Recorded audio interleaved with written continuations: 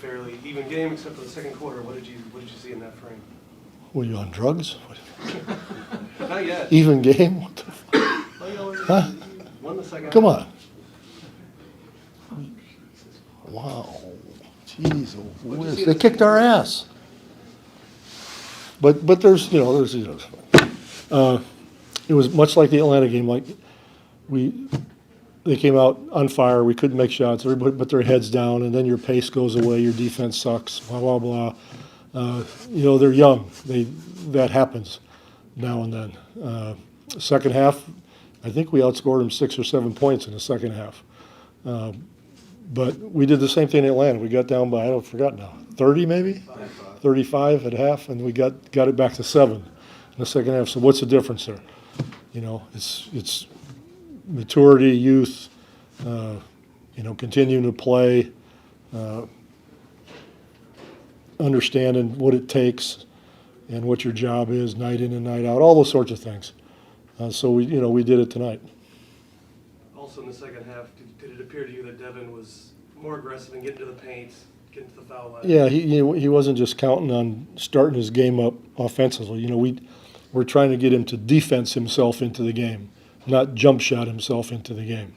Now, that doesn't always work that way. So when he was driving it, in the second half, that was a good sign because he's done that before to get himself back in the ball game, and then shots start to fall and that sort of thing.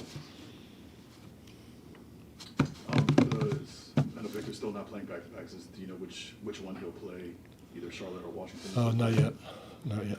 Does it necessarily have to be that he sits the first one or sits the second one and plays the first one, or could go in? He just can't play back-to-backs, and they upped his minutes. I think we played him 27 tonight. Yeah. They upped him from 24 to 27, so we did that. Does he get a say in which game that he would rather sit out if he has to sit out one? I'm going to go ahead and doubt it. Just saying. He can't argue. I'll talk to Gregg and see what he says. What do you think of the minutes Dominic Marlowe has given you lately as that back? He's just kind of like an Energizer bunny. He's somebody who's just really learning the game and trying to feel comfortable out there. But he's bouncy and he runs, and he's a team player. So it's nice to have him while Zach and Charles are out. Yes, sir. How do you keep your guys from getting used to losing and getting where it's comfortable as opposed to being, Yeah, well, if they get comfortable with it, I'll have their ass. That's the only answer there is.